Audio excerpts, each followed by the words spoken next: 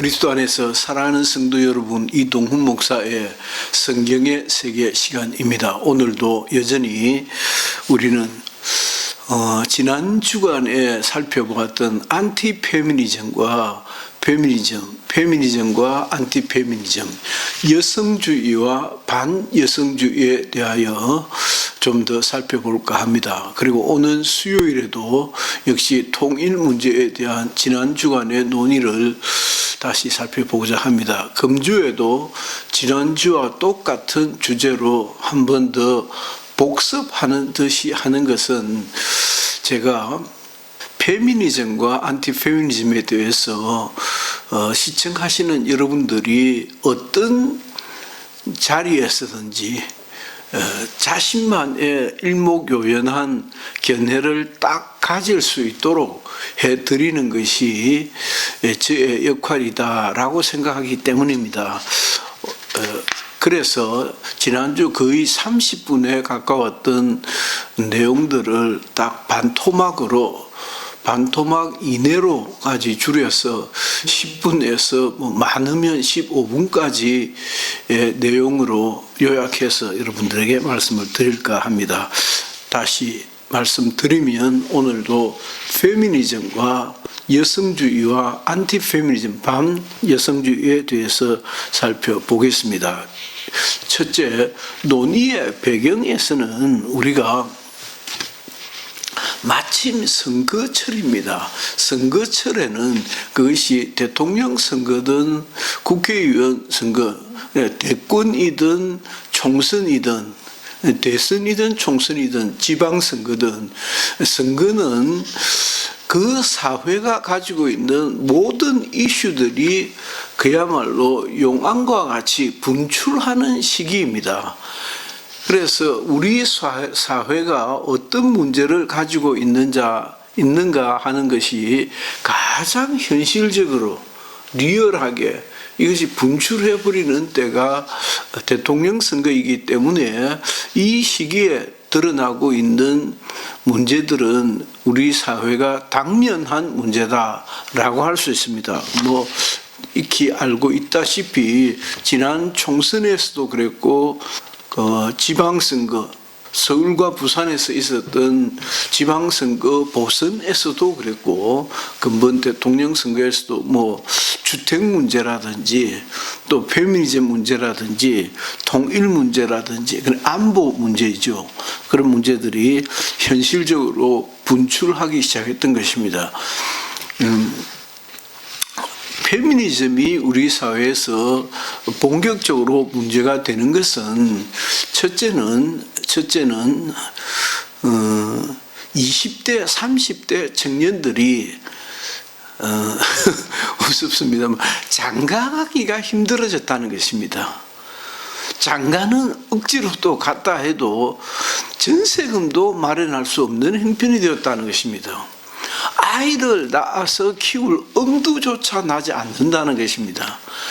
웬만큼 돈을 벌여서 가정을 꾸려갔던 이전 시대와 달리 제대로 옳은 직장을 찾을 수가 없다는 것입니다. 그래서 이 세대의 남성 청년들이 저것들 때문에 그렇다라고 찾은 것이 비밀입니다. 여성들 때문에 우리들의 좋은 직장이 빼앗겨버렸다. 너희들 때문에 우리가 군대 가서 죽도록 고생하는 것이다. 너희들 때문에 우리의 좋은 직장이 도전을 받고 있는 것이다 라고 보는 것입니다. 저는 그렇게 이해를 합니다. 남녀 청년들의 그 박탈감이, 그리고 여성들은 할 말이 있죠. 아니, 남녀 평등한 사회라고 하면서 평등은 무슨 개뿔이냐. 평등 안 하다는 것이죠. 임금의 격차가 여전히 남성에 비해서 여성이 한 65% 정도라거든요. 같은 조건에서. 그러니까 그 불평등한 것이죠. 또 더구나 승진이 안 된다는 소위 유리천장이라고 하는 것이 있어서 어느 때 능력만큼 노력하면 내가 올라갈 줄 알았는데 딱 어딘가에 부딪혀서 못 올라간다는 이거 유리천장을 깨어야 한다고 하는 여성 세대들의 자각이 있어서 페미니즘과 안티페미니즘이 격돌하고 있는 것이다는 것이고, 또 이것이 앞서 말씀드린 바와 같이 대통령 선거라고 하는 분출 시기에 사회적 문제로 나타났다는 것이고, 더구나 낮은 금리를, 낮은 수익금을 가지고 집을 마련하고 또 자녀들의 교육을 하고 또 현재의 어려운 처지를 극복할 수 있는 더 좋은 세대, 더 좋은 직장, 더 좋은 미래를 이거 꿈도 못 꾸게 되었다라고 하는 것이 전체적인 현실이다라고 하겠습니다. 거기에 덧붙여서 한 어떤 정당에서 여성가족부 폐지라는, 여성가족부가 도대체 한 게 뭐 있냐라고 하는 문제제기도 큰 사회적 아젠다가 되었다고 할 수 있겠습니다.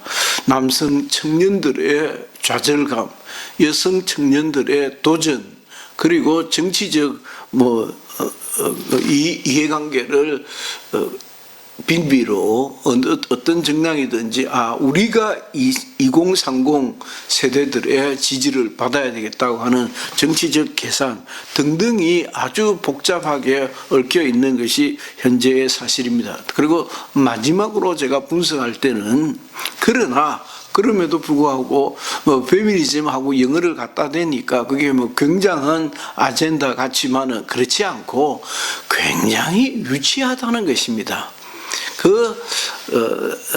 남녀성들의 격돌이, 부딪힘이 아주 유치한 상태다. 마치 너희들 안 낳나? 라고 대드는 것과 똑같은 것이죠. 너희들도 와서 군대 가봐라. 너희들도 빨래하고 같이 직장생활하면서 왜 우리들만 밥을 해줘야 되노? 라고 생각하는, 그렇습니다. 실제로 제가 볼 때는. 그래서 임금의 격차라든 이런 사회적 문제, 혹은 아무리 노력해도 아버지 세대, 부모 세대의 가난을 벗어나기 어렵다라고 하는 경제적 압박감, 그리고 미래에 대한 어두운 전망, 그런 것도 사실이지만은 현재 부딪히고 있는 문제들을 해결하려고 하는 태도들은 굉장히 유치하다라고 하는 생각이 듭니다. 두 번째는, 그러면 현 상황은 어떠한가? 일단 정치권에서 이 이슈들을 끌어와가지고 굉장히 자기들의 정치적 이익을 위해서 사용하고 있다. 우리 이것을 되치기를 한번 해볼 필요가 있습니다. 그것을 나쁘게 생각하지 말고, 정치라고 하는 것이 원래 그런 역할들을 하는 것입니다. 정치라고 하는 것이 그 사회가 안고 있는 문제들을 끌어안고 이 문제를 해결해야 되겠다. 경제적인 문제든지 사회적인 문제든지 어떤 종류의 갈등이든지 그게 정치권이 해야 될 의무죠. 국회가 막강한 힘을 발휘하는 것이 전방위적으로 여러 부서들이 있어가지고 국민들이 겪고 있는 어려움이 뭔지를 살펴서 그것을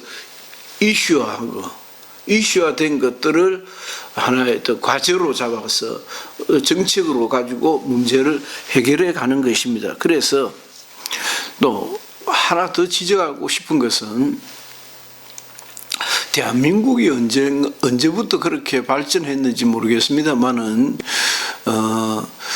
인구 감소가 많은 해외 노동자들을 불러오게 되었습니다. 해외 노동자들을 불러왔다는 것이, 그것이 몇십만 백몇십만 뭐 이렇게 늘어나면서, 물론 주로 중국에 거주하고 있는 조선족들이 절대 다수이기도 합니다만, 벵글라데시라든지 네팔이라든지 또 필리핀이라든지 뭐 등등의 동남아 여러 나라들이 우리나라를 아주 부유한 나라로 생각하고, 거기 가서 몇 년 고생하면 집으로 돌아가면 큰 집 마련할 수 있고 사업 자금을 어느 정도 마련할 수 있다라고 하는 그런 절대적인 공감대, 현실적 공감대가 형성되어 있기 때문에 이런 문제들도 굉장한 도전을 받고 있는 것이 사실입니다.